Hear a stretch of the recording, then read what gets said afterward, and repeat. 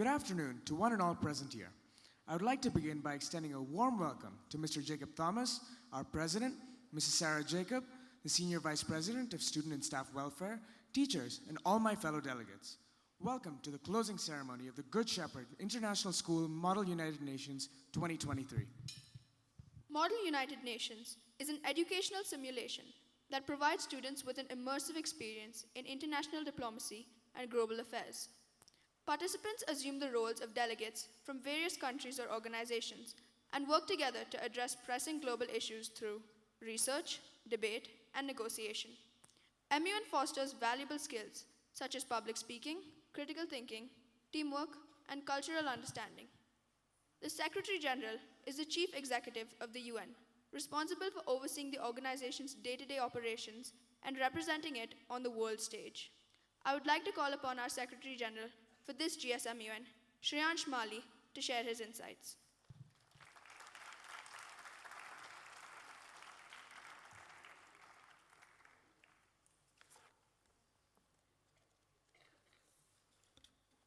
Good afternoon to all present here today. President Mr. Jacob Thomas, Senior Vice President, Student and Staff Welfare, Mrs. Sarah Jacob, keynote speaker, Colonel Rajiv Sharma, academic council members, members of staff, fellow delegates, and honorable chairs, and of course, our supportive student team members. I, Shreyansh Mali, welcome you to the closing ceremony of GSMUN 2023. Unfortunately, it has come to an end. Trust me, the memories I have made and the things I have learned from this event have been extraordinary. It also makes me very glad to see all the courage shown by our MUNOs, ranging from our courageous young co-delegates to aspiring head chairs. Dear delegates, I was infected with the energy you displayed during this 3-day session. You guys worked together to attempt to solve world problems that are bigger than yourselves and bigger than your community.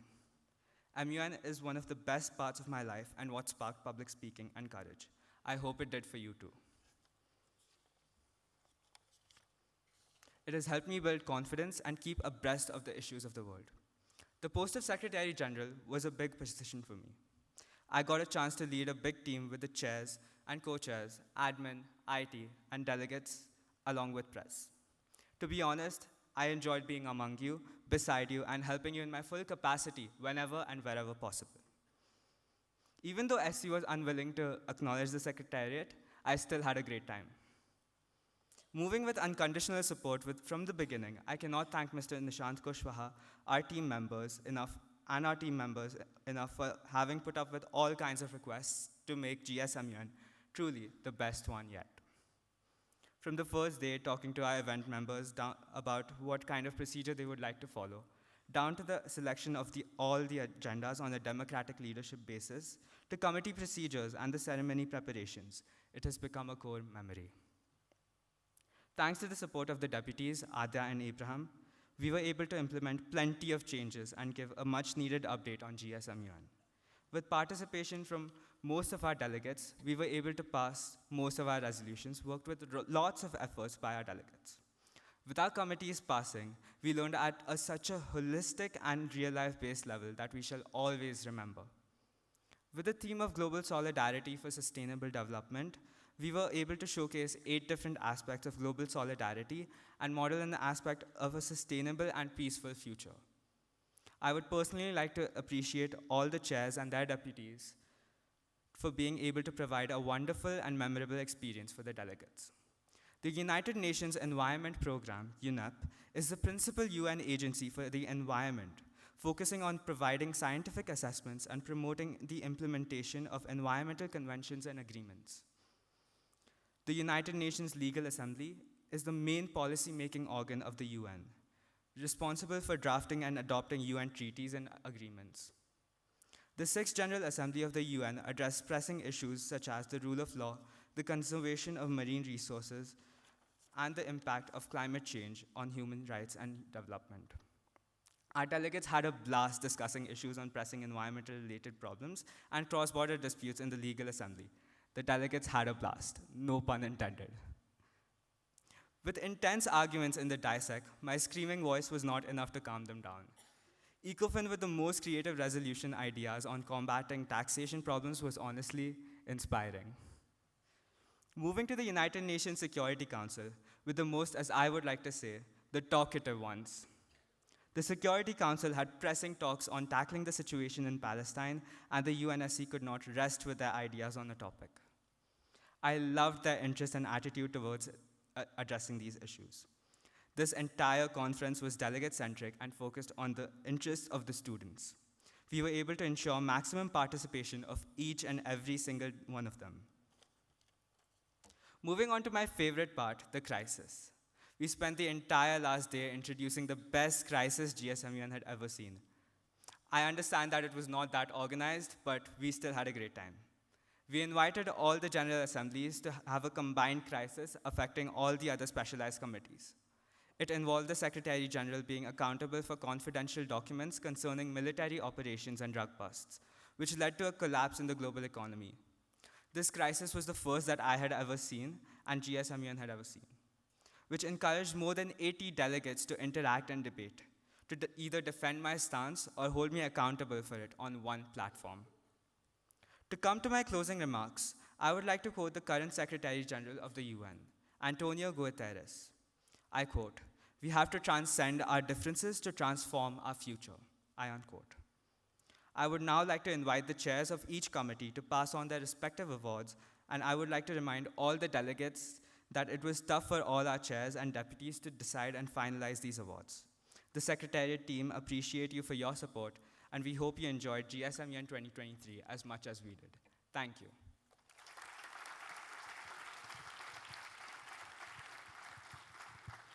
Thank you, Shreyansh. Music has been an integral part of human existence for millennia, serving as a source of entertainment, cultural expression, emotional connection, and a personal growth. Throughout our lives, music plays a significant role in shaping our experiences, influencing our moods, and shaping our memories. Bearing this in mind, we will now have the Sufi Crossovers performing the song Unstoppable by Sia.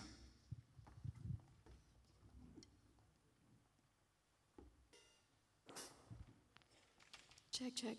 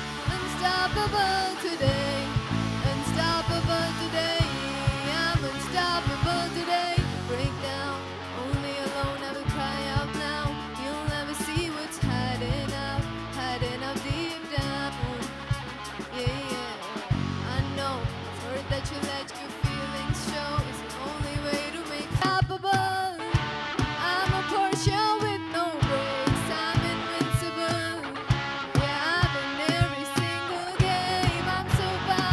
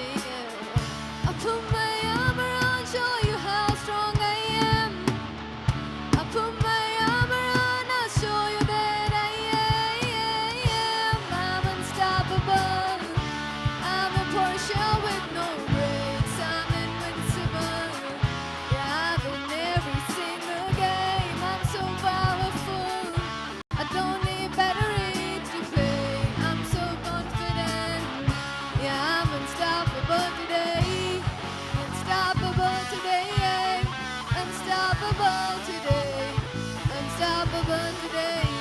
I'm unstoppable today. Unstoppable today. Unstoppable today. Unstoppable today. I'm unstoppable today. I put my armor on, show you how strong I am. I put my armor on, I'll show you that I am. I'm unstoppable. I'm a Porsche with no brakes. I'm invincible. Yeah, I win every single game. I'm so powerful. I don't need batteries to play. I'm so confident. Yeah, I'm unstoppable today. Unstoppable today. Unstoppable today. Unstoppable today. I'm unstoppable today. Unstoppable today. Unstoppable today. Unstoppable today. I'm unstoppable today.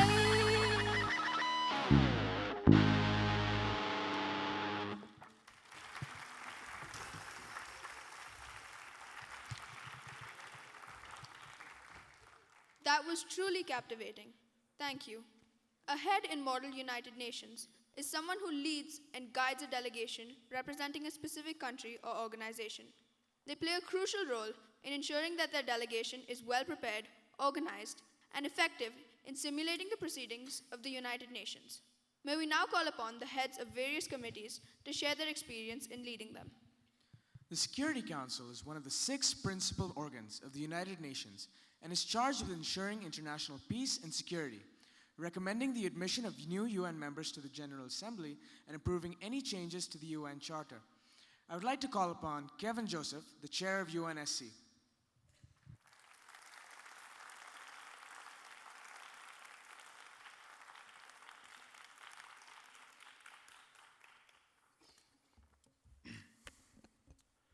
Good afternoon to all. Security Council is supposed to be the best committee with its handpicked delegates and carefully chosen debatable topics. It did not fail to meet its expectations. This committee was one of the liveliest committees I had been to. I thought SC was going to be a bit dead, considering the fact that we only had 2 resolutions and only 15 delegates. But my delegates exceeded my expectations and truly have become delegates of the world. We began sessions by presenting the resolution of the delegate of UAE, who is also our rapporteur. In the beginning, the delegates needed a slight push to commence the debates, but once they started, there was no stopping them. The delegate of China always had a point, and the delegate of France always had a counterpoint. The committee could not be sent into unmoderated caucus, as the second it was made into unmoderated caucus, all the delegates would speak simultaneously and would not have been in the grasp of the chair. A key highlight was when the delegate of Brazil had pronounced Hamas as hummus, and the delegate of UAE had pounced on the opportunity to make fun of the delegate. The delegate of UAE had to be warned that it was not formal to make fun of other delegates. Our debate had to be abruptly stopped due to time constraint, but the delegates assured me on day 2 they would pick up from the exact same spot. They did not back down on their word. The second day was personally my favorite part of GSMUN. The delegate of UAE's resolution was continued. The unmoderated caucus to decide on an extra clause was one of the most formal unmoderated caucus I had ever been to. By the end of the first session, the committee had passed UAE's resolution. We began second session with the delegate of USA's resolution, and in 35 minutes, the chair had to declare the failure of the resolution as all the clauses had been struck off. Since the committee did not have anything to do during the third session of the day, we gave the delegates a mock crisis. The first crisis was that aliens had come to Earth. The solutions were various, ranging from nuking them, using a criminal as bait to make the aliens jump into an active volcano as the aliens were man-eaters, poisoning them with cyanide, and even cutting off their food and fuel supply. The second crisis was that the head of SC was kidnapped by one of the veto countries, and the committee must find the perpetrator based on the demands set forth by the kidnappers. The delegate of China immediately confessed to the kidnapping, but finally it was declared that the head of SC was on an adventurous journey and got lost, and a Swiss hacker knew it and took advantage of it. It was ironic how the delegate of Switzerland would not talk during moderated, but the second the session was moved into unmoderated caucus, the voice was suddenly heard. Day 3 was the most awaited moment in all of GSMUN, crisis. Since our Secretary General has explained the crisis so intricately, I would not like to bore you all again. The debates were brain-racking and eye-opening. Personally, I am not a fan of keeping up with the news or current events, but this MUN has made me research and showed me the world in its ugliest and truest colors. MUN always had a special place in my heart, but GSMUN 2023 will be etched in my heart forever. SE would not have been the success that it was without the help of my co-chair Arya Vats and our rapporteur Swara Badani. We would not have been able to debate on our resolutions or make any amendments if it was not for our IT team and the admin team. The world would not have known about GSMUN if it was not for the press team. Thank you all for making this a very memorable experience for me. This is Kevin Joseph, Head of Security Council, signing off. Thank you and have a great day.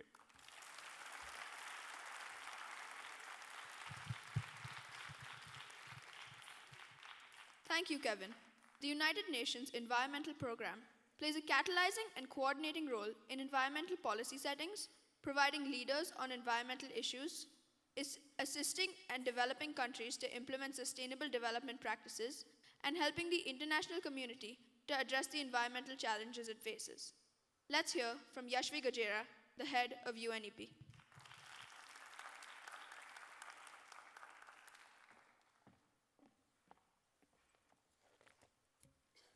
If you really think that the environment is less important than the economy, try holding your breath while you count your money. Guy McPherson. Good afternoon to everyone present here today. Heading a committee, no matter what it is always an honor. And I'm sure that every chairperson here will agree with me without much thought. But I have to say that heading the United Nations Environment Program was by far the greatest honor I could achieve. And to have you delegates help me do my job gave me that most pleasure. I assure you, no matter how reckless my committee members have seemed to have been, they could always get the job done well. Climate change is going to end our world, don't you think? I always wondered why somebody hadn't done anything about it. Then I realized I was going to be that somebody. Life is short and the world is full of problems. So pick one and solve it in a way everyone remembers you. This is exactly what it was for each of my delegates, and this is exactly how it was back then when I was a delegate. It is what makes GSMUN that much superior. I, Yashvi Gajera, the chair, and Himani Sarvaya, the co-chair of the United Nations Environment Program, spent the past few weeks developing concrete measures to help mitigate the effects of severe climate change while guiding enthusiastic delegates to work towards it. To put it briefly, our agendas were related to the growing demand of electric vehicles and biodegradable materials, as well as how developed nations can support developing nations in their efforts to combat these issues. My committee was special. Getting to know the delegates was indeed quite a roller coaster ride, as I hadn't met most of them initially. Seeing the delegates grow from day one, when they knew just a little about MUN, to using point of personal privilege, to debating in a decent manner, to making resolutions and position papers, was pleasing. Many debates have been conducted, many resolutions have been passed. Many delegates have confidently supported their stance, and many conspiracies and alliances have been observed in our committee. But it fills my heart with immense pride to state that when the delegates recollect these memories in the future, it won't be whether their resolution had passed or had failed.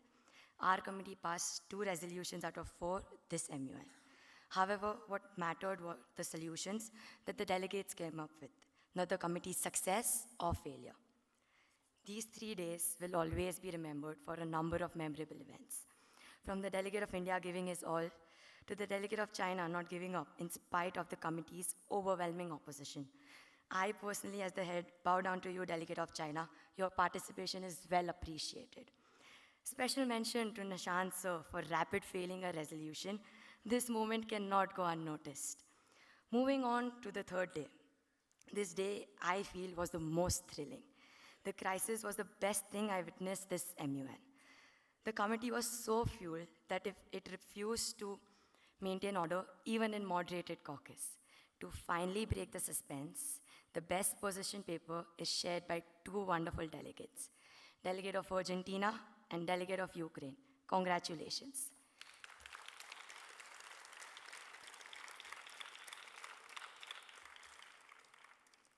In closing, I must say that this year's MUN was exceptional in every way. I'm extremely grateful to the management for this MUN experience and hope the committee will flourish with the same energy and will continue making wonderful memories in the upcoming MUNs. Here's hoping the legacy continues. Thanking everyone for their support. Signing off, Head of the UNEP, Yashvi Gajera.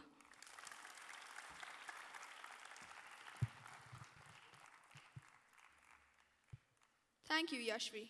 The first committee, DISEC, of the United Nations General Assembly is responsible for disarmament and international security issues. It is one of the 6 main committees of the General Assembly and is composed of all 193 UN member states. I would like to call upon Kanesh Mesh, the chair of DISEC.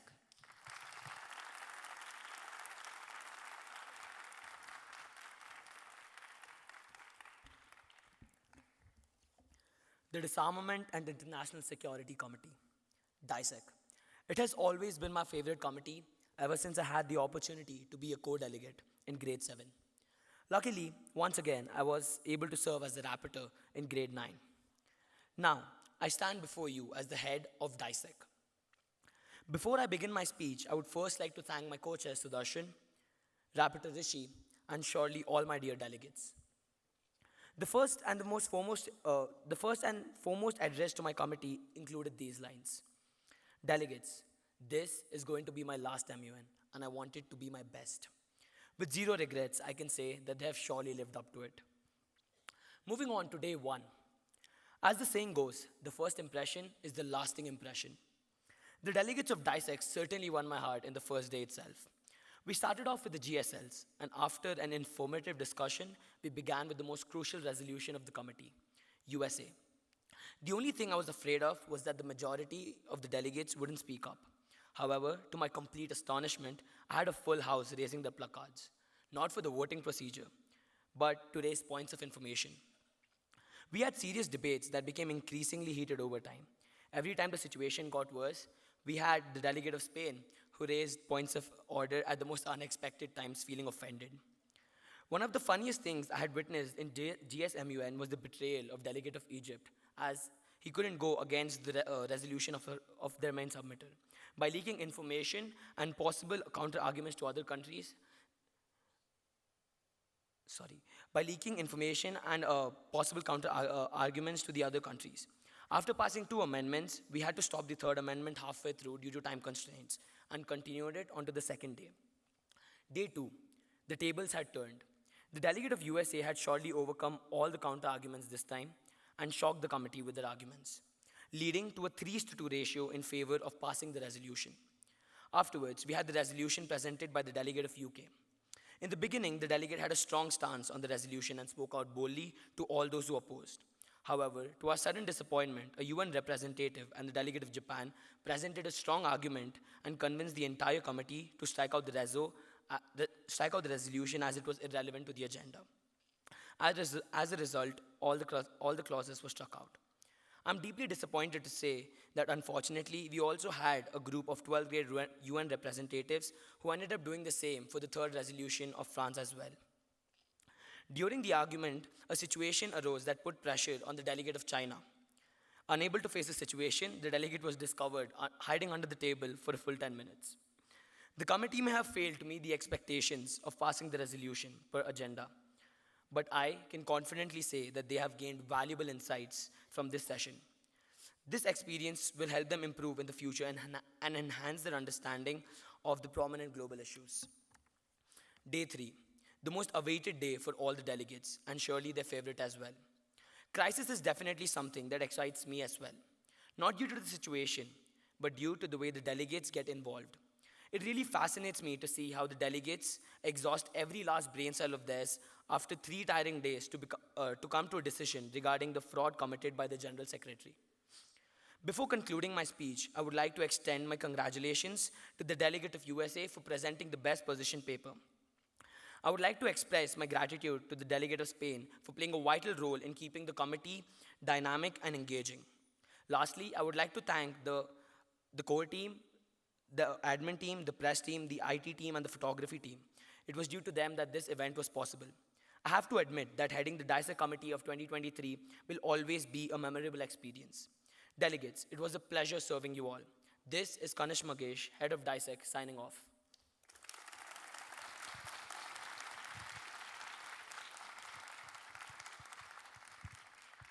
Thank you, Kanishk. The United Nations Human Rights Council is the principal intergovernmental body within the UN system responsible for the promotion and protection of human rights around the world. It plays a central role in addressing human rights violations, investigating human rights abuses, and holding governments accountable for the human rights records. Let's hear it for the rapporteur of UNHRC, Serene Nagpal.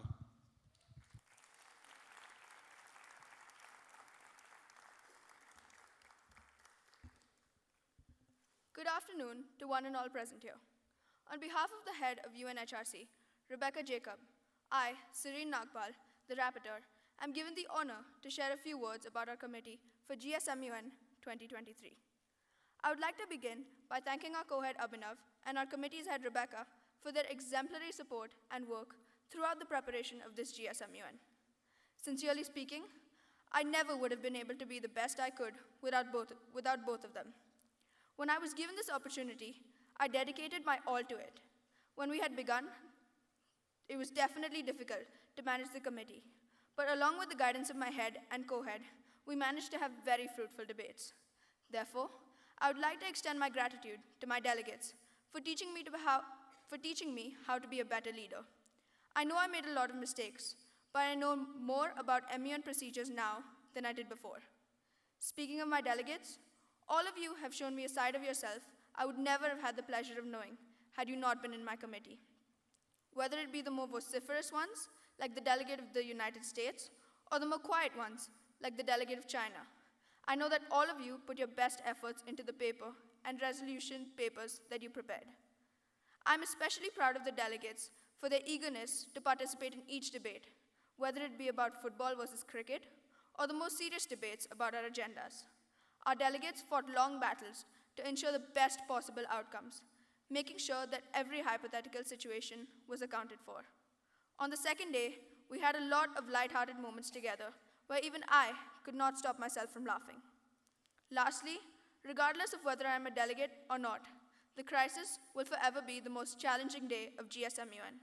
It was hard for me to handle the crisis, but I will forever be grateful for the unwavering support and cooperation of all the delegates. I would like to end this speech with a quote. It means a great deal to those who are oppressed to know that they are not alone. Thank you.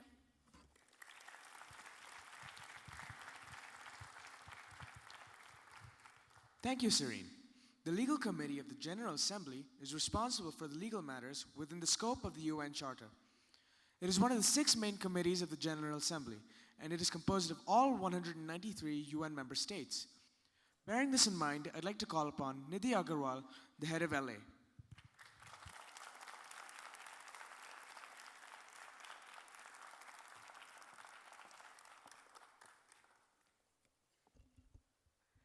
Dear delegates and esteemed guests, as this incredible GSMUN summit comes to an end, I feel privileged to stand here as the head of the United Nations Legal Assembly. I stand here today filled with admiration and gratitude for the dedication and passion each delegate has brought to this conference. We have embarked on a journey together, one that has been defined by spirited debates, collaborative efforts, and an unwavering commitment to global progress to combat relevant issues. If I claim that the sessions were a great success right away, I would be lying. Indeed, the delegates were unprepared to speak and felt uneasy with a group of total strangers.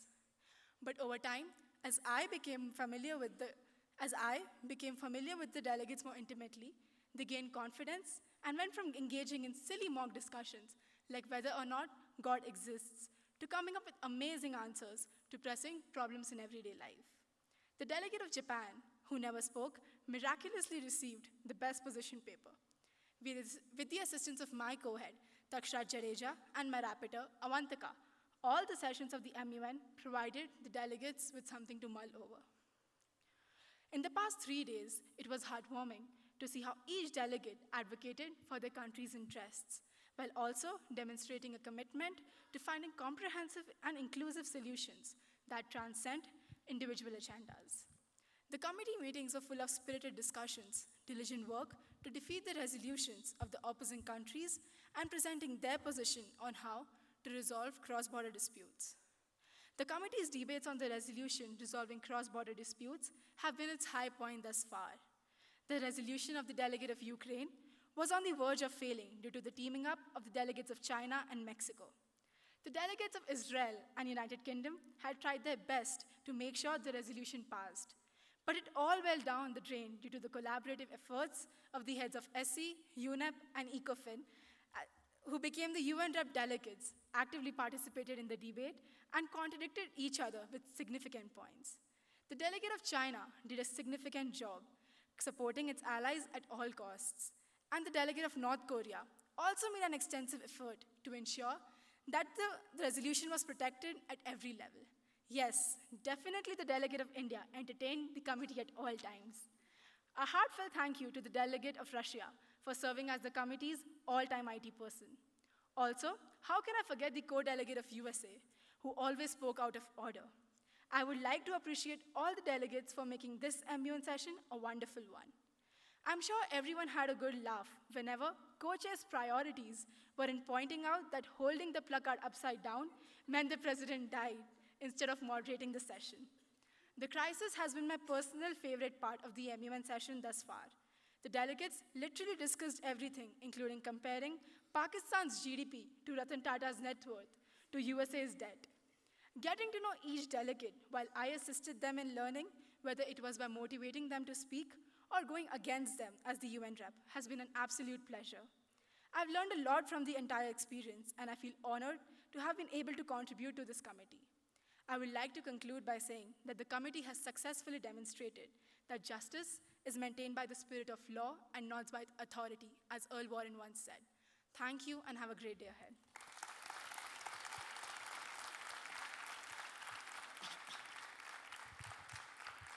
Thank you, Nidhi. The Economic and Financial Committee, or ECOFIN, is the second in the General Assembly. It discusses questions about economics, global finance, and the growth and development around the world. Now, I'd like to call upon Jayamdeep Shah, the chair of ECOFIN.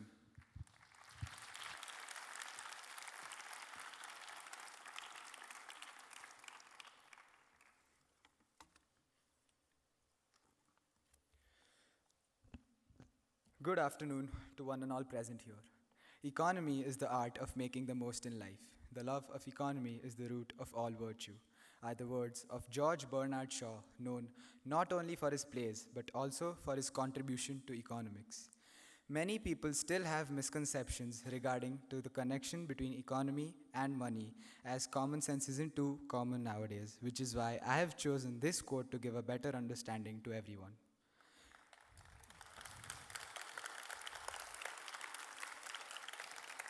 Economy is what the world runs on because even the natural environment is central to economic activity and growth.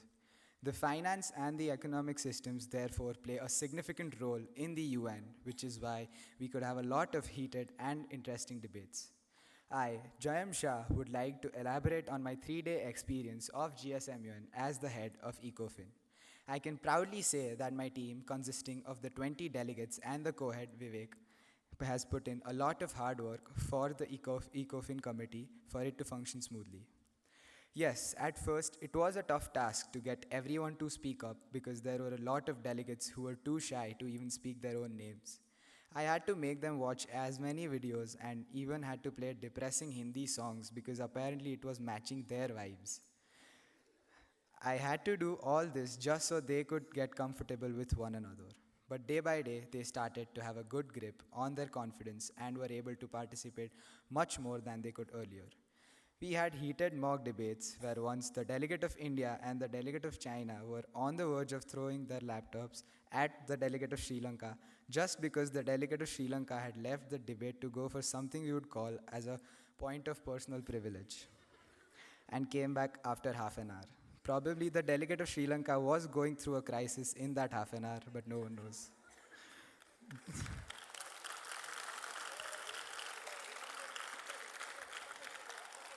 The mock debates helped everyone to build a good base for forming the structure of their statements, which also brought about good and sensible points on the main 3 days.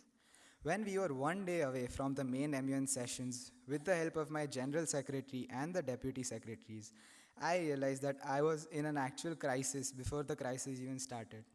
The reso papers made by my lovely delegates included 100 mistakes, so unfortunately I had to work on every single reso within the span of 4 hours. But eventually, thanks to everyone for getting off their Instagram and giving their 100% inputs, which caused them to come up with much better resos than these, over which we could debate for hours. On the first 2 days, we had such engrossing and compelling debates that when it came to a choice of motion for entertainment or having a debate, there was a clear majority for the delegates wanting to debate. On the first day, we were able to do with only one reso presented by the delegate of USA, which was passed at the end.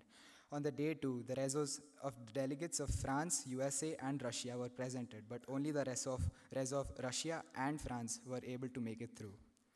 To add to a special highlight from day 2, because of the continuous usage of vernacular language by the delegate of Sri Lanka, I had to make him do 10 push-ups in front of the image of Jesus and make him say sorry after each push-up. To add to the icing to this cake was the crisis, because it truly helped all the delegates to think critically and to find astounding points to prove themselves right. Just looking at the delegates engaging in the debates with all their heart was delightful, because not quite long ago, they didn't even know some simple terms, and now they were able to give everyone a tough fight while debating. The pride and confidence in each and every word spoken by all the delegates just made me a little more special, just made me feel a little more special.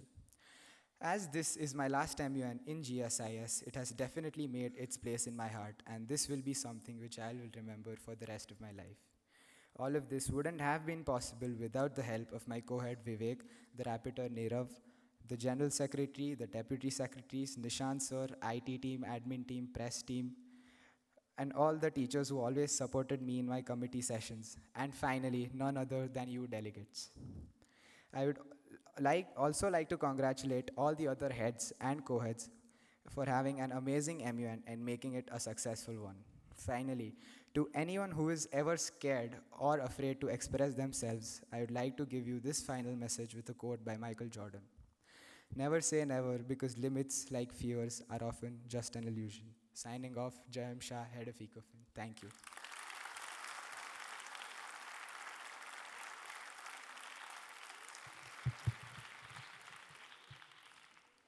Thank you, Jayam. The United Nations Office on Drugs and Crime, or UN ODC, is a global leader in the fight against illicit drugs and international crime, in addition to being responsible for implementing the United Nations lead program on terrorism. I would now like to call upon Araya Vastani, the head of UN ODC.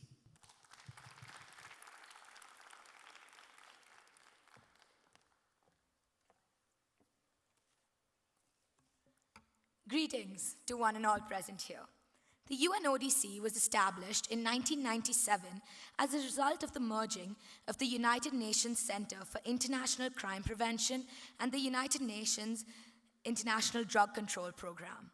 It was established by the Secretary General of the United Nations to enable the organization to focus and enhance its capacity to address the interrelated issues of drug control, crime, and international terrorism in all its forms. Given the opportunity to lead this insane committee has been nothing but a roller coaster ride. From fighting for head of any committee during the MUN meetings to actually receiving the title of head of UN ODC was completely unbelievable.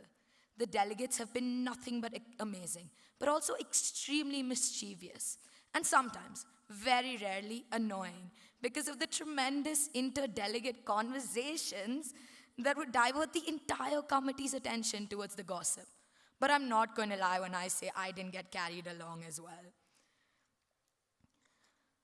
I must admit that leading the UN ODC was the greatest honor anyone could have. And it gave me great pleasure to have you delegates supporting me in my work. I promise that despite the very minimal span of attention of my delegates, I could always count on my committee to finish the job. I must admit that I was a little discouraged by the lack of delegate activity on the first day, as we had assumed the delegates were just as excited as we were about the MUN meetings. Yet I realized the delegate silence was due to their nervousness, which was equal to our own. Despite the fact that it required several meetings for the delegates to get along, they were always fierce during those simulated debates. At first, it seemed as though they were afraid of how other delegates would respond or counterpoint, but over time their fear faded and they became so self-assured that occasionally I would stay silent for majority of the meetings and it would just be them. In the end, everything came together, thanks to the delegates' tremendous amount of work. The GSMUN's inaugural day went extremely well. After the GSLs proceeded without a hitch, the committee discussed the resolutions based on the first agenda. And the delegates were highly engaged and enthusiastic during both the moderated and unmoderated caucuses. Day 2, however, was the complete opposite. There was chaos and so much disruption in the committee because of the discussion. The first resolution passed successfully. On day 2, the committee proceeded to the next 3 resolutions. There were heated debates amongst the delegates when it came to resolution 2. The points of information being presented were also fabulous, and the delegates did indeed do their work diligently on the following agendas. Day 2 was the day when most of the delegates in the committee were debarred, for the silliest of reasons. A delegate even raised a motion for voting to debar a certain delegate, which was absolutely hilarious, because before the motion was recognized, the delegate placed his card on the chair and walked out of the committee with his hands in the air, which is more like an uncalled motion for entertainment. The UN representatives on day 2 actually fired up the committee, and having the delegates fight against them or stand with them was honestly so entertaining. Delegates were laughing, getting furious, getting annoyed, but at the same time, I could tell they were thoroughly enjoying the debate, whether it was moderated or unmoderated. Day 2 ended on a tiring but a successful note, and even though all of us were exhausted, everyone awaited day 3. Day 3 started with discussing the last resolution. There were some amendments made, however, the resolution passed. Delegates then started researching possible crises, and one of the delegates even guessed what the crisis was, more or less.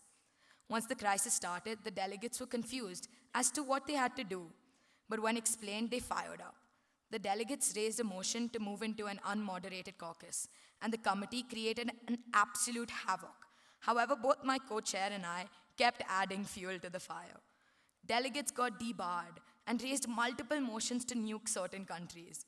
The delegates even went to extremes where they raised a motion to arrest our own deputy secretary, and it was the whole committee against the deputy. They then came to a conclusion. However, there was a sudden appearance of the Secretary General, which questioned everyone. At the end of the day, all delegates thoroughly enjoyed finding a resolution for their crisis, and when debating, had factual evidence to back up their points. I believe the MUN was a big success, and all the delegates worked so hard to make UN ODC a big success too. A big thank you to Nishant sir for giving me the opportunity to lead this committee, to the secretaries, my co-chair, the admin team, the IT team, the press team, and my fellow delegates for working tirelessly to make our committee a success. Signing off, Araya Vastani, head of UN ODC.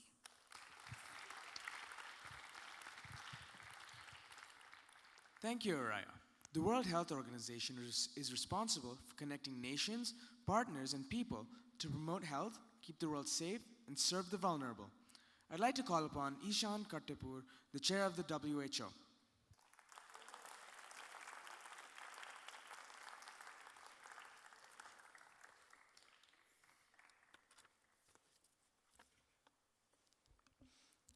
Good afternoon to all. I am Ishan Kattepur, the head of the World Health Organization for this year's GSMUN. WHO, founded by the United Nations in 1948, is an agency that connects nations, partners, and people to promote health and keep the world safe and serve the vulnerable so everyone, everywhere, can attain the highest level of health. Working with my co-chair, Damien Matthews, Rapporteur and Delegate of France, Heer Servaya, during these 3 days has been an extremely enjoyable experience for me. The heated debates on the well-structured resolution papers was something that built in me a sense of pride. The delegates of the USA, France, and Australia upheld strong, sensible, and simply amazing debates. If I had to be honest, these three delegates were a major reason for enthusiastic discussions in the committee. Delegates, I really appreciate your efforts. On the first day, we discussed the resolution presented by the delegate of the USA and the UK on the topic examining opportunities and challenges in telemedicine, electronic health records, and mobile health organizations. The resolution had a few amendments made to it, but in the end was passed. One humorous event that occurred in our committee sessions would be the debates of the delegate of Japan on any and everything. There was an instance where the entire committee almost raged during a moderated caucus because the delegate argued that Wikipedia was a reliable source of information just because their website ended with .org. On the second day, we discussed the next resolution paper on the same topic, presented by the delegate and co-delegate of Russia, along with their co-submitter, the delegate of China. However, unfortunately, due to the striking of 3 clauses that had a few problems in the resolution, it failed. Following that, the resolution presented by the delegate of Japan on the topic ensuring food safety and sanitation in flea and farmers markets was something that got the UN representatives, the chair of UNSC, the co-chair of UN ODC, and the Deputy Secretary General on the edge of their seats. The committee had to move into an unmoderated caucus because all delegates were so eager to speak or point something out that I could not give opportunities to them all at once. The second we shifted to an unmoderated caucus, the entire committee was packed with energy and got extremely restless. The third day was Crisis Day. WHO participated in the GA crisis along with all the other General Assemblies. Delegates of each country sat together and participated in intensely heated discussions to work on solutions to solve a global debt crisis where the Secretary General had been influenced by certain countries to leak important documents that contained classified information. Participating in the debate as a UN representative and watching the delegations of Italy, Mexico, Afghanistan, Albania, and Brazil get debarred was truly a thrilling experience.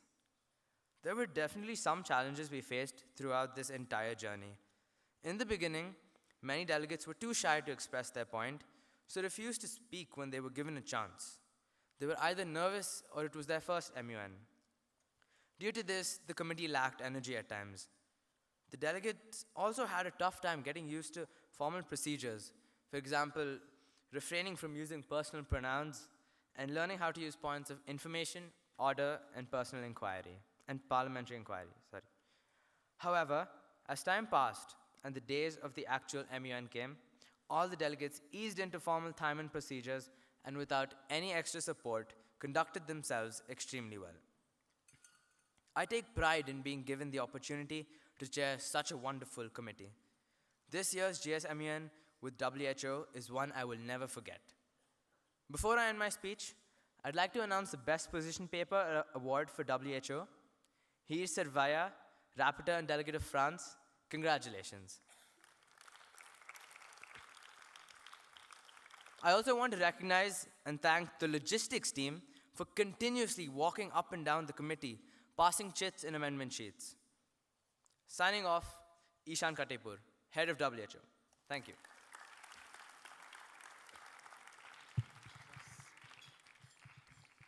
Thank you, Ishan. I would like to call upon Tanvi Jain, the head of the press team, to address the gathering.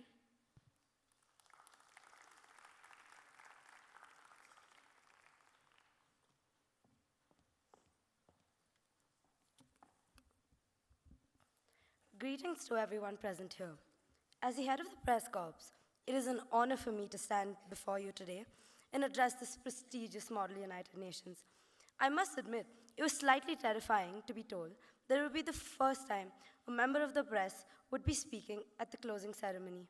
But I want to take a moment to express my heartfelt appreciation for the exceptional journey we have embarked on together. Over the past 3 days, we have witnessed the power of dialogue, negotiation, and compromise. The press had the privilege to witness passionate debates, innovative solutions, and the forging of alliances. We have strived to provide accurate and unbiased coverage, ensuring that the voices of all delegates were heard and their achievements recognized.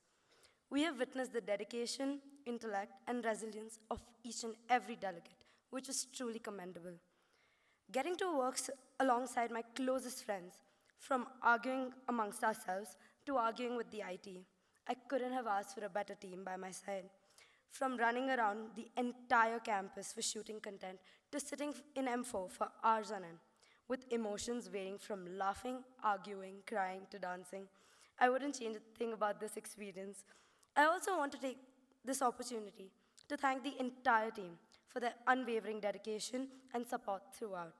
I stand here as a representative of a group of extremely talented individuals who have worked tirelessly behind the scenes to provide accurate and insightful coverage of this conference. As we conclude this journey, let us reflect on the bonds we have formed, the skills we have honed, and the lessons we have learned. I am extremely grateful to have worked with a wonderful group of individuals who never fail to inspire me every single day. Your talent and unwavering commitment to excellence have been an inspiration to me. I want to extend my deepest gratitude to the entire GSMUN team and the Secretariat for your unwavering dedications, and Nishant sir as well. Your contributions have played an integral role in promoting transparency, fostering dialogue, and communicating the voices of global leaders. Signing off, Tanvi Jain, Head of Press Corps.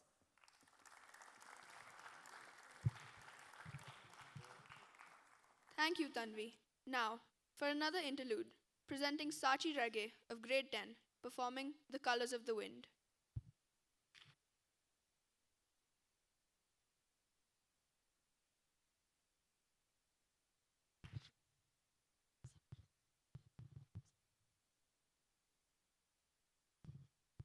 Check.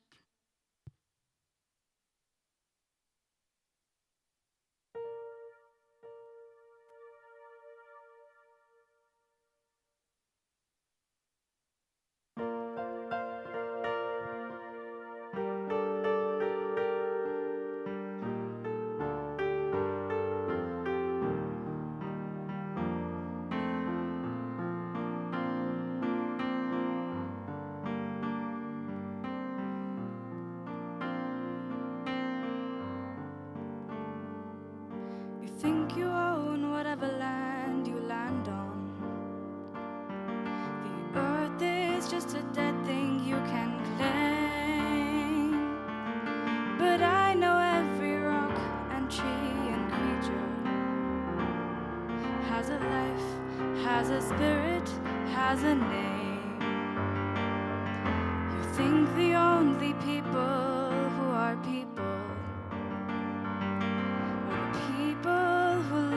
and think like you.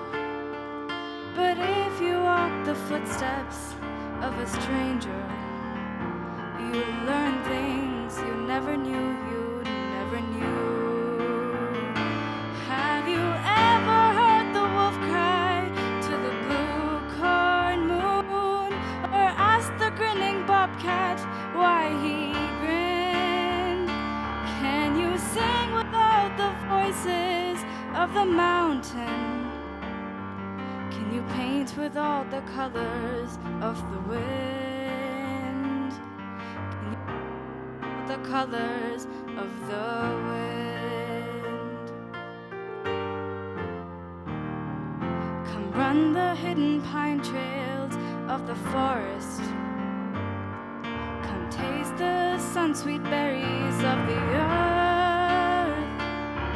Come roll in all the riches all around you, and for once never wonder what they're worth.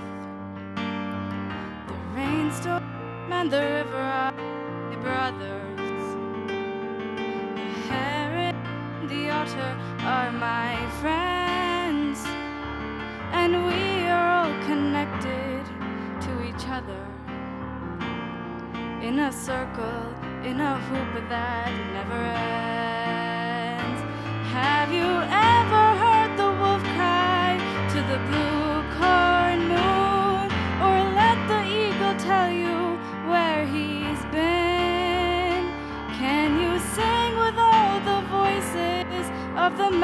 mountain. Paint the colors of the wind. Can you paint with all the colors of the wind? How high does a sycamore grow? If you cut it down, then you'll never know. And you'll never hear the wolf cry to the blue corn moon, for whether we are white or copper skinned, we need to sing with all the voices of the mountains. We need to paint with all the colors of the wind. You can own the earth and still all you'll own is earth until you can paint with all the colors of the wind.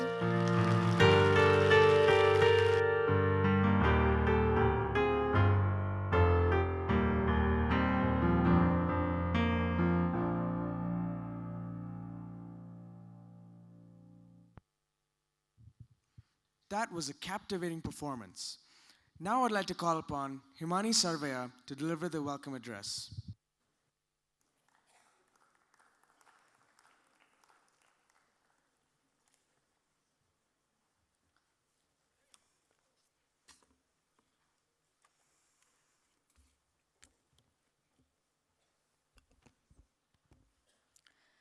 Good afternoon to our keynote speaker for the day, Colonel Rajiv Sharma, our respected President, Mr. Jacob Thomas, Vice President, Student and Staff Welfare, Mrs. Sarah Jacob, all the members of the ACM, teachers, and all the delegates present here today. I, Himani Sarvaya, the co-head of UNEP, am honored to render the welcome address this afternoon. We have all developed our diplomatic, problem-solving, and decision-making abilities, as well as our grasp of the inner workings of the UN in this MUN. In the past 3 days, we all practiced teamwork and collaboration, which are the most crucial skills. I am extremely thankful that everyone in attendance was able to excel at it, cooperating with one another and gaining a deep understanding of other people's viewpoints. At this closing ceremony of the GSMUN 2023, I stand privileged to welcome our esteemed keynote speaker, Colonel Rajiv Sharma. Colonel Rajiv Sharma was commissioned into the 5th Battalion of the Madras Regiment in June 1998. He is an alumnus of the NDA Khadak Vasla. In his distinguished career, the colonel has numerous noteworthy achievements in operations as well as in peacetime duties, and has been conferred with the Chief of Army Commendation Card. Colonel Rajiv Sharma is also a postgraduate in defense studies. The officer has rich and varied experiences on different terrains and has held a variety of command and instructional appointments to include Brigade Chief Operations Officer in 301 Infantry Brigade Group, Democratic Republic of Congo. The officer commanded the 5th Battalion of the Madras Regiment in Jamnagar, as well as at Lumpur in Arunachal Pradesh. The officer assumed the appointment of the Deputy Commandant MRC Wellington in August 2022. The officer is married to Mrs. Shruti Sharma, who is an ad filmmaker by profession. The couple is blessed with a son, Master Vihan Sharma, who is a student. I would especially like to extend my welcome to our President, Mr. Jacob Thomas, Vice President, Student and Staff Welfare, Mrs. Sarah Jacob, and the members of the Academic Council. Finally, but no less, I would like to welcome all of the teachers and my fellow delegates to the closing ceremony of the GSMUN 2023. Thank you.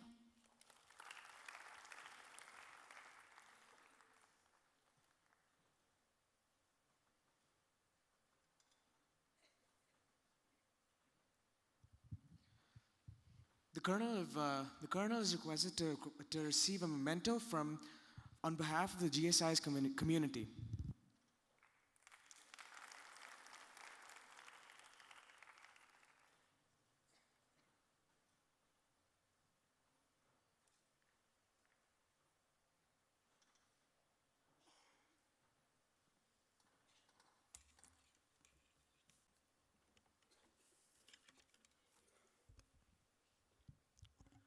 Jai Hind, everyone. I feel extremely privileged to have been invited for this, the keynote address. In fact, I apologize for not having made it day for yesterday due to the bad weather. Having heard all of you speak for last about an hour, I'm truly impressed with the kind of knowledge and the hard work that has been put in over a period of last 3 days. And I can say with confidence that each one of you who participated in this particular GSMUN have actually got some insight as to how United Nations functions. I was privileged to be part of the United Nations in the year 2012. For exactly about 14 months, I worked with the United Nations in Democratic Republic of Congo, like the lady who just introduced me, she said. So I was part of the North Kivu Brigade, which is part of MONUSCO. So MONUSCO is one of the United Nations missions which looks after the stabilization operations in Democratic Republic of Congo. So I stand here with some experience, having actually been part of the United Nations for about 14 months. So I'm going to speak something about that. While each one of you have gone into the details of each of the UN agencies, I will not dwell upon each of these agencies, but I will talk something about the macro, at the macro level.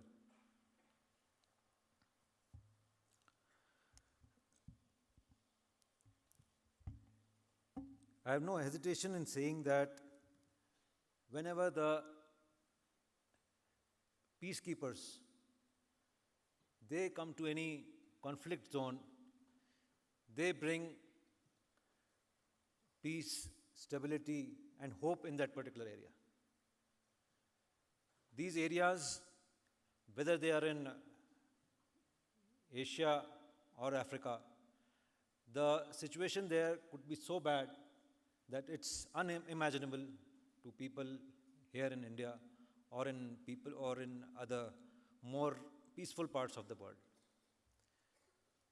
As Indian peacekeepers, you all can feel very proud about them, that almost 2,500 Indian peacekeepers have so far served the United Nations in almost 49 out of 71 missions which have been in existence since the origin of United Nations. And wherever the Indian peacekeepers go, they earn a very good name for themselves. And the reason being is the fact that an Indian peacekeeper is culturally sensitive, he is hardworking, neutral, and above all, just. So our contribution to United Nations is not just boots on ground.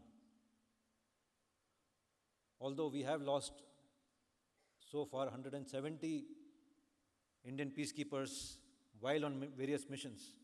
However, it's not just the soldier on ground that we bring. We also take along with us the doctors. We have a number of hospitals which look after the locals in those conflict zones. We conduct medical camps, we have veterinary camps. Besides this, we have horizontal mobility companies. So these are the companies which make roads. So there's a wide array of functions that we bring to the plate when we move to any mission area.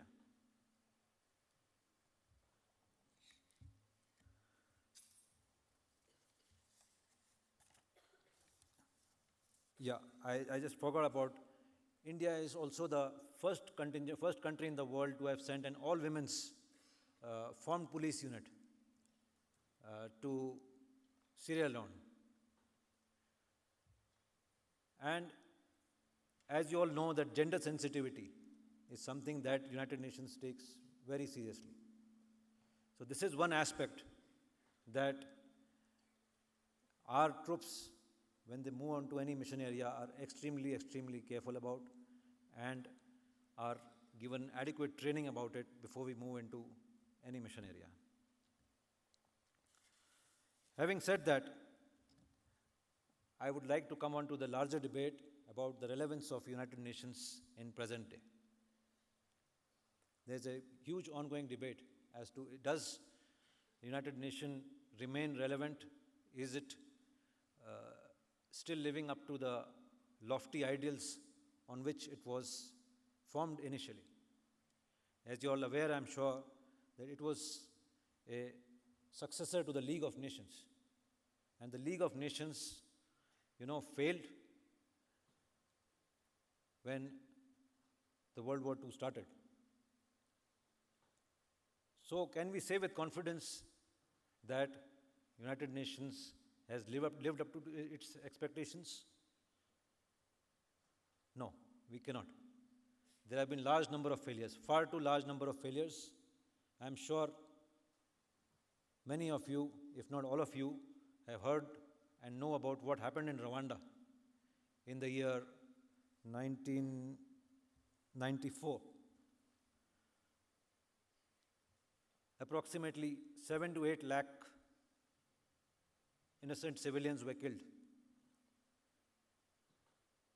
And all this under the watch of the United Nations. There was a mission which was deployed there. That mission was evacuated, and subsequently there was a genocide which occurred. Not to forget what happened in Bosnia, Libya, Syria, Ukraine now, and you all spoke about what's happening in Palestine now. However, if I were to speak on behalf of the United Nations, I would say that let's not count the failures only. Let's also talk about the successes. After the Second World War, it's been almost 75 years, we haven't had another World War. So that speaks for the fact that United Nations has been successful. There is something called as goalkeeper phenomena. Any goalkeeper is known by the number of goals he missed and not the number of goals he saved. So that's why at times we get too critical of the United Nations.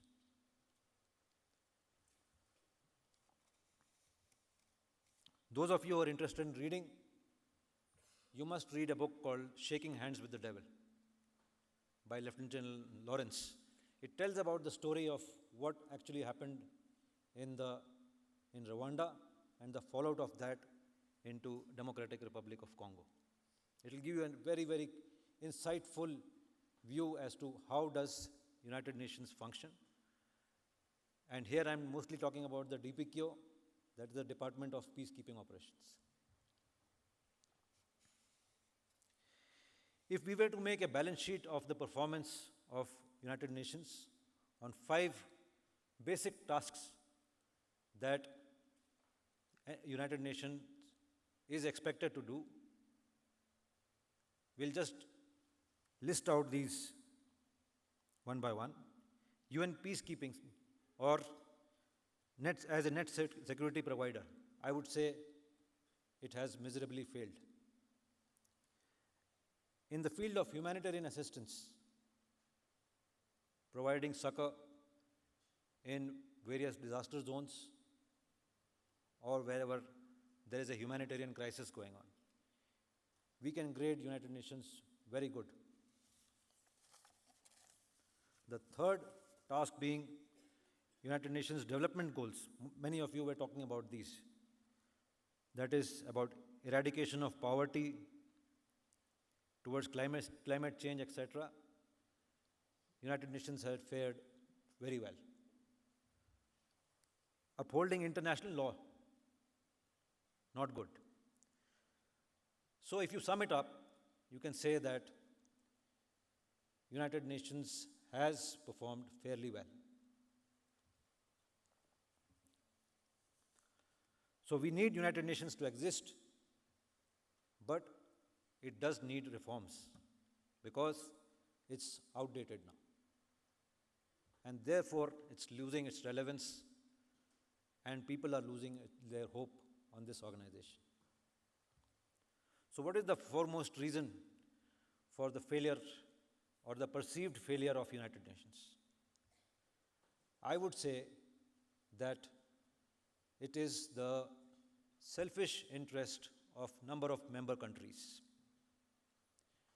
and especially the P5 countries, that is the permanent 5 countries representing the Security Council.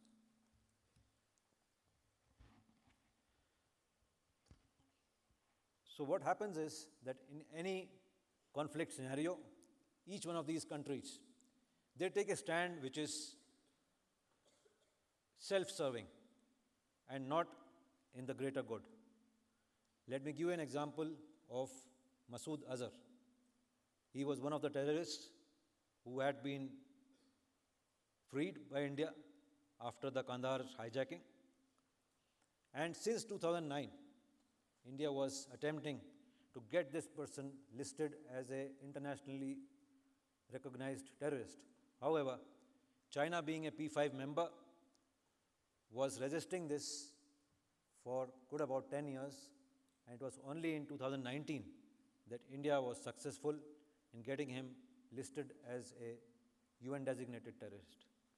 So that is how difficult things are at the United Nations.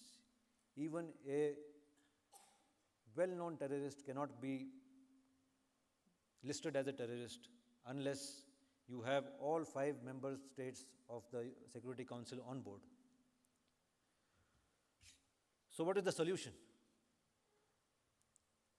The solution to this has to be to make Security Council more democratic. It has to be more broad-based. It has to represent Asia, Africa, Latin America, which currently are the backbenchers, not counted. And India, with its economic heft today, with its population, its GDP, definitely deserves to be there on that high table. There's no doubt about it.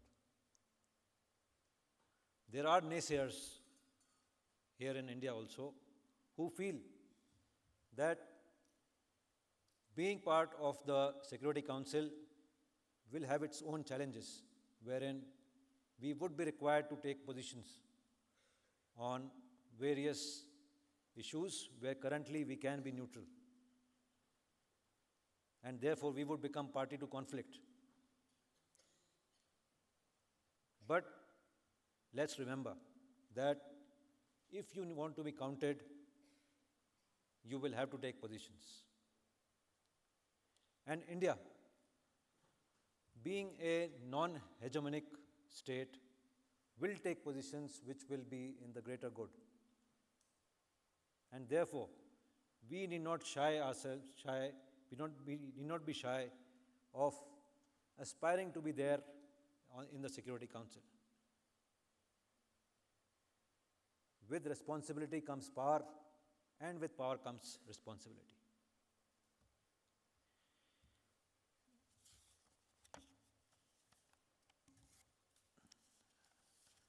Dag Hammarskjöld, he was the UN Secretary General from Sweden from the year 1953 till I think 1961, when he died in an air crash.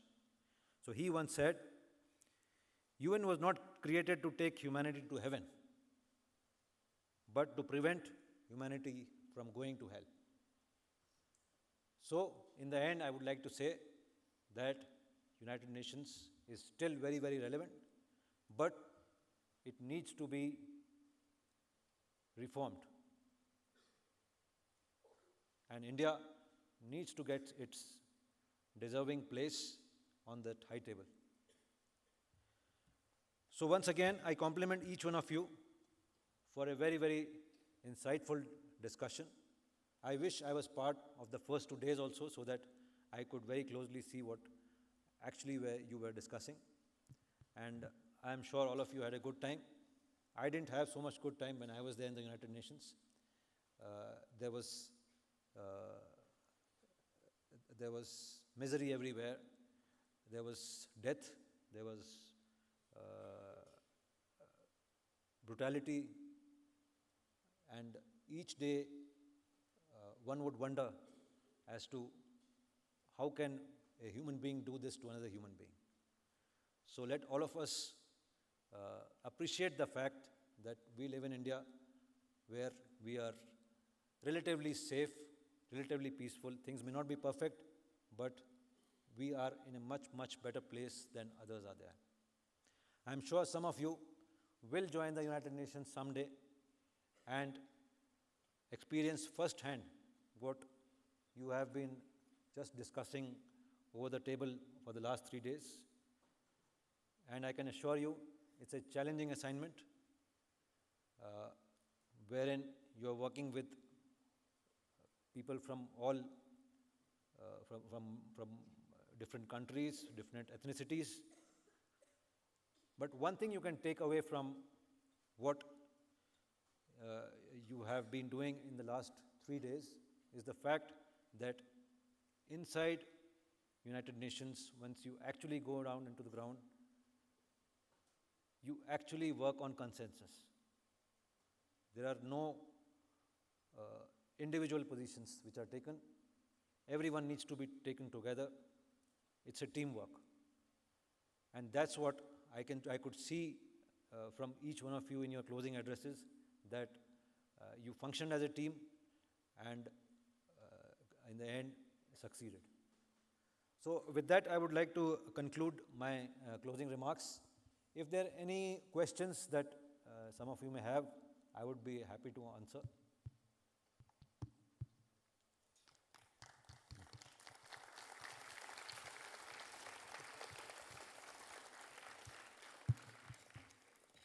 We'll have time for 2 or 3 questions. So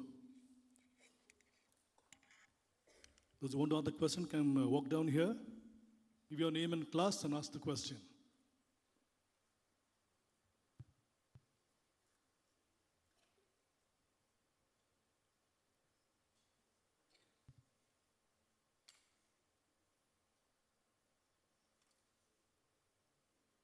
Anyone?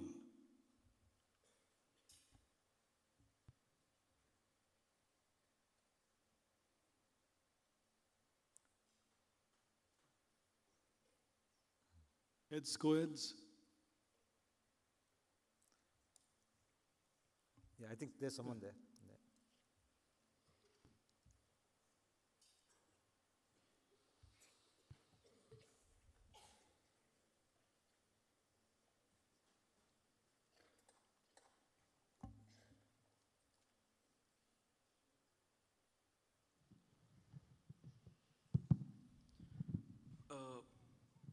What were the peacemaking missions you were in Congo for?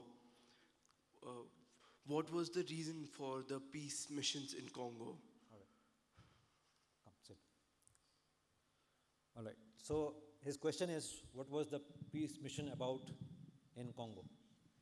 So like I was telling about Rwanda, the genocide which happened in Rwanda. So this genocide happened primarily because there were 2 tribes, that is the Hutus and the Tutsis, who fought amongst each other. And Hutus had were forced to migrate out of Rwanda into the bordering areas of Congo. And once they reached there, they formed their own militia groups, which would go and attack people inside Rwanda, that is the Tutsis. And there were various other tribals in the region, as well as the FARDC, which is the Congolese army. So they would constantly attack the Tutsis inside Rwanda, they would attack the Tutsis inside Congo, and they would also attack the Congolese army. So a peacekeeping mission was formed in the year, if I remember correctly, 95. The role of this peacekeeping mission was to basically separate out the Hutus and the Tutsis so that they would not clash against each other. But that's easier said than done. It's quite a challenging task because when you are 2,400 people on ground and your task is to separate out roughly about 20 lakh people, so that's challenging. This particular conflict, it's been raging on since then, since 94 onwards till current day. There's no peace there. The Indian peacekeepers, they keep getting rotated and there is no end in sight. And maybe some of you do not know that although United Nations is not mandated to take on offensive tasks, it's a peaceful mission which is just required to, not engage with any militia or any conflicting parties through violence. But recently, about 10 years back, when I was there, there was a UN resolution which was passed, I think it's resolution number 1373, which gives the mandate to peacekeepers to also use violence for protection of civilians. So that's a big difference which happened with that particular resolution. So if you are really keen on knowing as to what happened in what happens in DRC, you must read this book called Dancing with the Devils by Jason, I'm forgetting his full name, but then that would give you a very, very detailed perspective as to what's happening in Congo and why it's happening. I hope I've answered something to you. Yeah, is there anybody else? Yeah.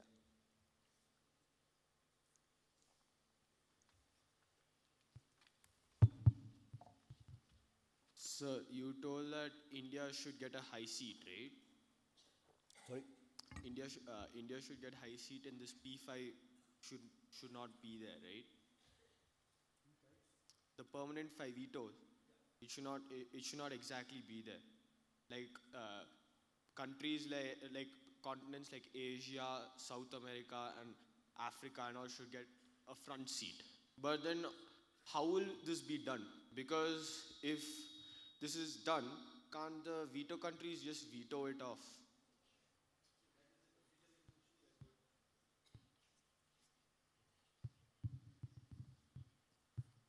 So his question is that how will we expand the P5? How will we expand the Security Council to accommodate more countries?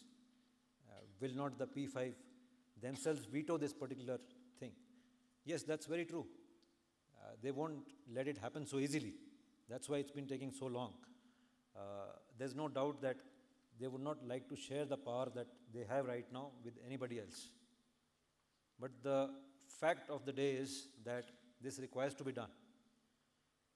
It needs to be more democratized in case we want it to be more effective. Today, let's take the example of Palestine-Hamas conflict. They have not been able to pass the resolutions because if US wants to pass the resolution, China and Russia would not let them do. On the other side, if Russia and China want to pass a resolution, US would not let them do. So there is no consensus which builds up currently. You take the case of Ukraine, what happened there, So there are galore examples as to why the Security Council has not been able to take many effective decisions because of lack of consensus. So if you have a broad-based Security Council with veto powers to more countries, probably, you could have some kind of a unanimity, wherein even if there are certain countries which do not agree with a particular position, you would have more number of countries which agree to that position, and they can sway the decision in a particular side which needs to be taken. But there is no doubt about the fact that it won't be easy. You are right that they will not let it happen so easily. Okay, last question, okay?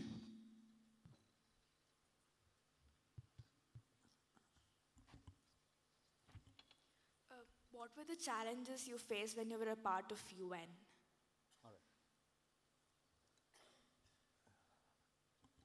I inducted into Democratic Republic of Congo on the 1st of December 2012, and I inducted into a place called Goma, which is in the North Kivu district of Democratic Republic, DRC. And on 7th of December, Goma was captured by M23. M23 is a rebel group. So you can imagine that United Nations is functioning under the control of a militia organization. So the M23 would stop our vehicles, would check our vehicles, and then allow them to go. And it's a militia organization wherein you can have soldiers younger than some of you sitting here. So child soldiers are a fact as far as these militia groups are concerned. So coming back to your question of the challenges, so the biggest challenge of any peacekeeper is the fact that we are trained to kill people as soldiers. But when given a task to maintain peace without weapons, that's a big challenge for any soldier. Notwithstanding that, like I said, that Indian peacekeepers have been doing a great job, and any conflict zone, we are always welcome. The living conditions in these countries are pathetic. There's no doubt about that. But I would say we as Indian peacekeepers are quite hardy, and we can withstand such kind of physical discomfort. That's not a major challenge for us. Other challenge I would say is the fact that when you function with so many different nationalities, they have their own priorities, and they take orders from their countries and not from the hierarchy of the United Nations. So that becomes a huge challenge. When people, today when you were sitting in your particular councils, you did not have a challenge of a person calling up his nation and taking orders from there. That is the challenge we would face, wherein if there was a French brigadier and he was given a task of launching some operation, he would first call up his country and take orders from there as to shall we. That becomes a huge challenge. It's like people operating on tangents. So other than that, I don't see any challenge as such, but it's great fun. It's a totally different working environment, and the kind of peace, that mental peace that you get once you save a small child from the rebels, there is no reward greater than that. If you can save a woman from a militia, a woman who has been captured, there is no greater reward that you would want in life. Yeah. Is that? Okay.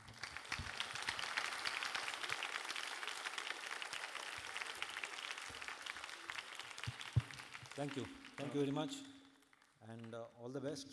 And I am sure that some of you will get to work with the United Nations someday, and you would do a great job then. Thank you very much. Jai Hind. Request you, sir, to stay on stage. Kindly stay on stage.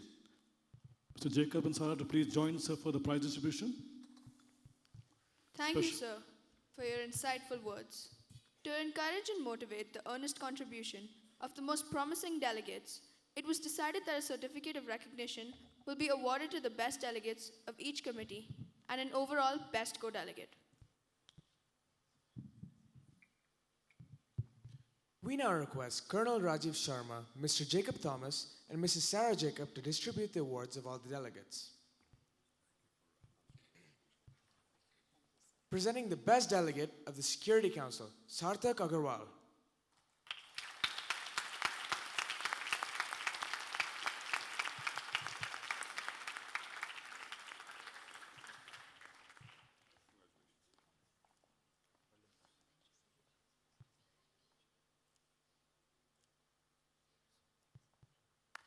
And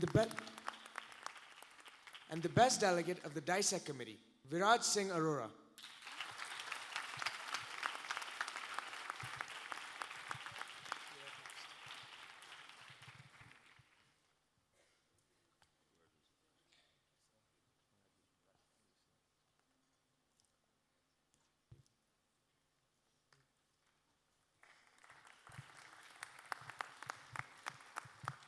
The Best Delegate Award for the UNHRC Committee is presented to Sireen Nagpal.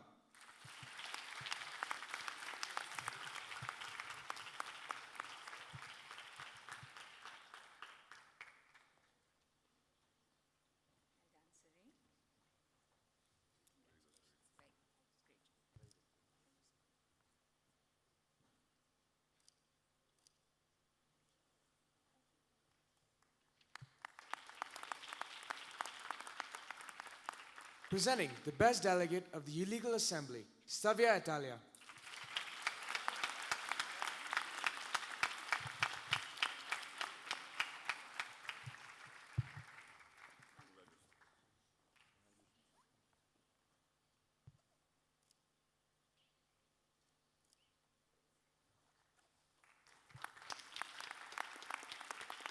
Now, the Best Delegate Award for the ECOFIN Committee is given to Harshraj Sinvanar.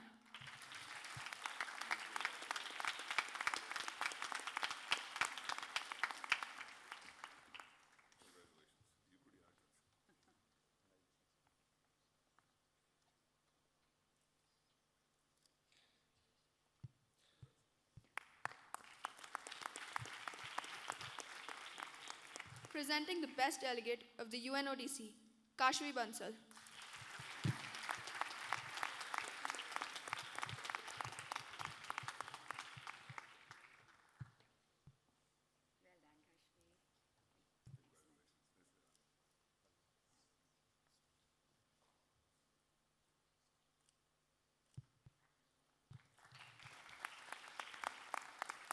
Presenting the Best Delegate of the WHO, Vian Thiago.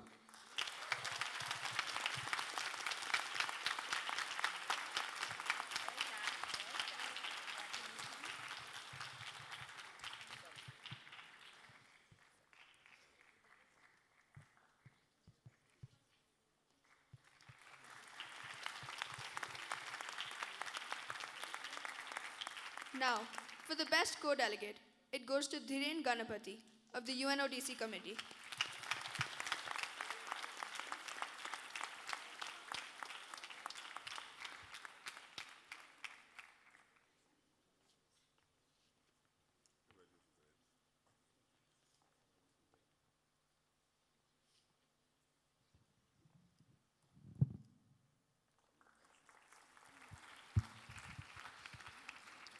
I'd like to congratulate all the awarded delegates. Now let us watch a behind-the-scenes video curated by the IT and photography team of this year.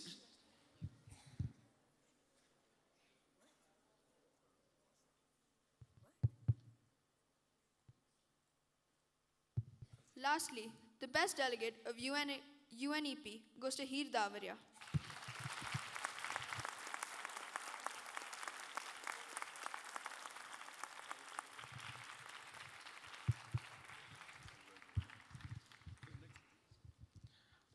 I'd I'd like to congratulate all the awarded delegates. Now let us watch a behind-the-scenes video curated by the IT and photography team of this year's GSMUN. Request, sir, to take your places back. Thank you so much.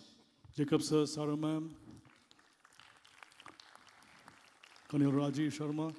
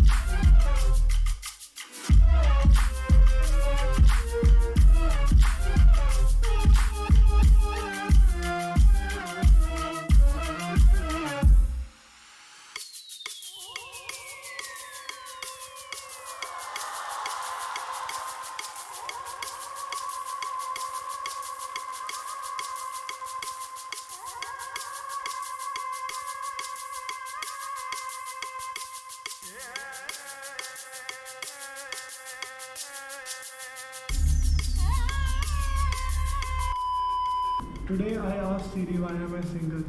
She opened the UN camera. Knock. Who's there? Bahu. Bahubali. Security Council. Who? We dissect. You have something. UN ODC. ECOIN. UNHRC.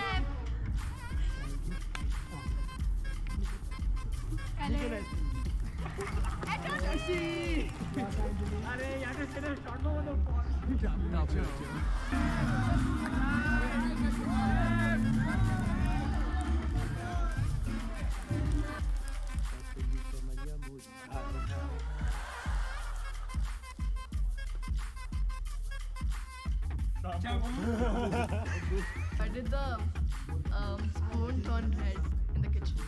No idea. Because the cooker whistled.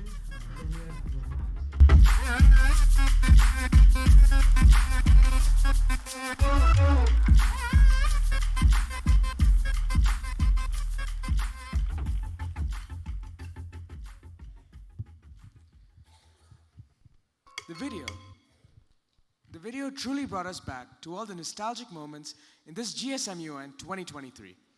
Now, I'd like to call Adya Harlalka, the Deputy Secretary General, to deliver the expression of gratitude and say a few words to close this year's GSMUN.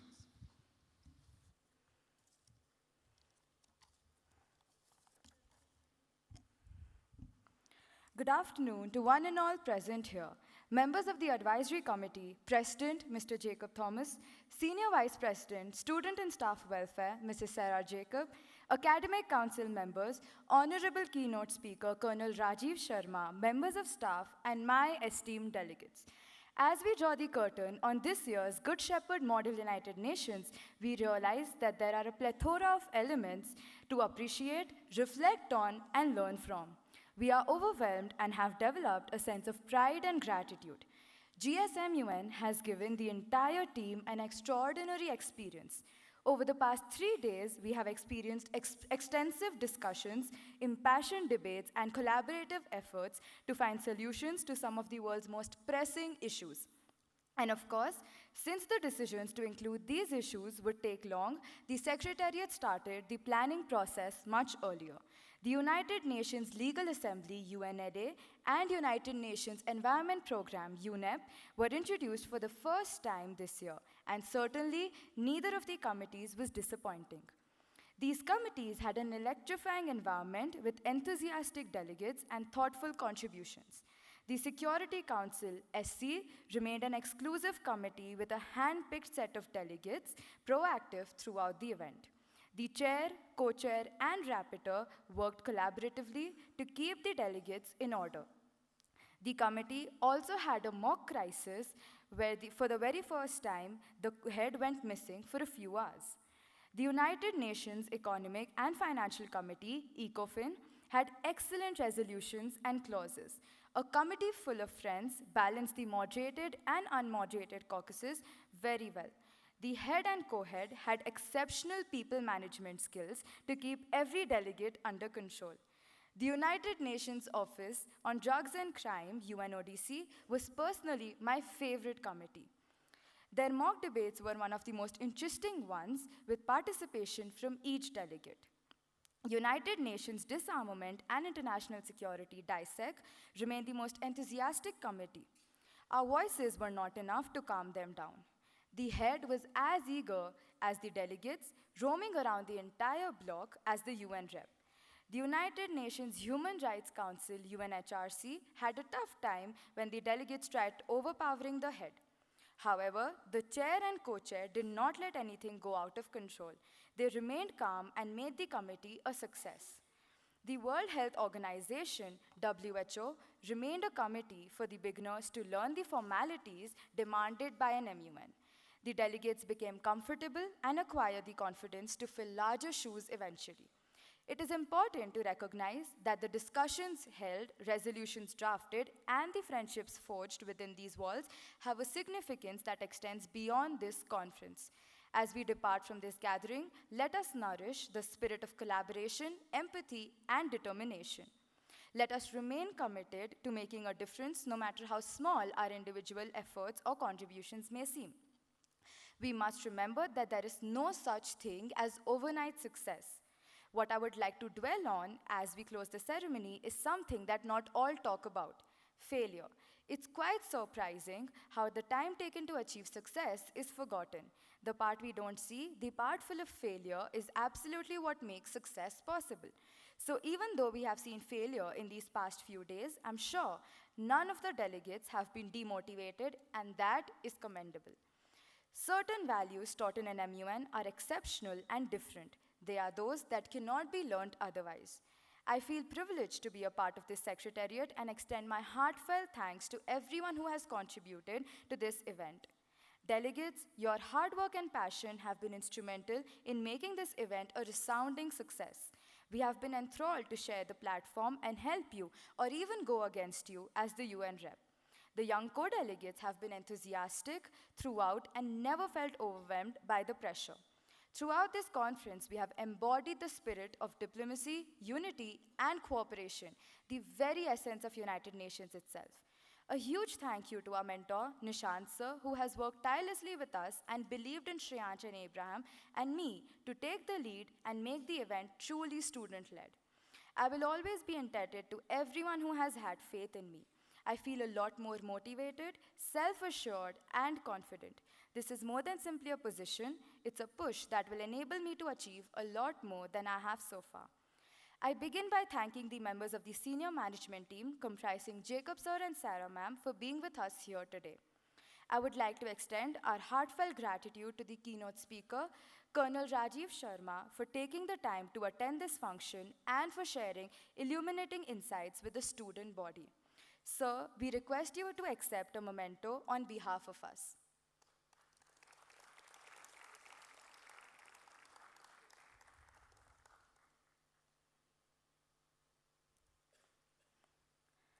The Director of Activities, coordinators, teachers, your guidance in making this program a success cannot be understated. The IT team, team of electricians, the sound engineers, and the campus supervisors and your team, we thank you for all the efforts put into this year's GSMUN. Thank you to the rock band and team for their melodious musical interlude. Lastly, I would like to thank all the students for being here today. A big thank you to Shreyansh and Abraham for being by me throughout and helping me. In conclusion, let us leave here today with a renewed sense of purpose and a commitment to uphold the values of United Nations. Let us continue to strive for a world that is peaceful, just, inclusive, and sustainable for all. Let us realize our responsibilities as global citizens and make contributions that prove to be a boon in all fields at all levels. Closing GSMUN 2023 with a heavy heart but one full of memories, Deputy Secretary General Adya Harlalka. Thank you.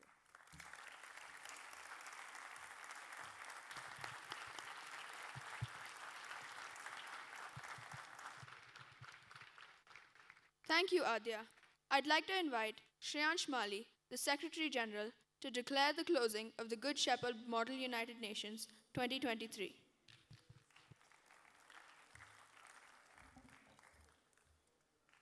I, Shreyansh Mali, hereby declare Good Shepherd Model United Nations 2023 closed.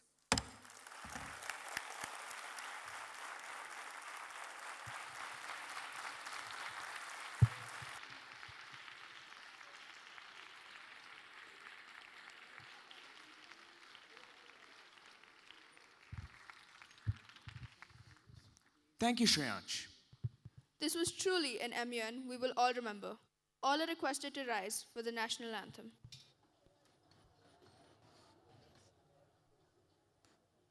School, attention.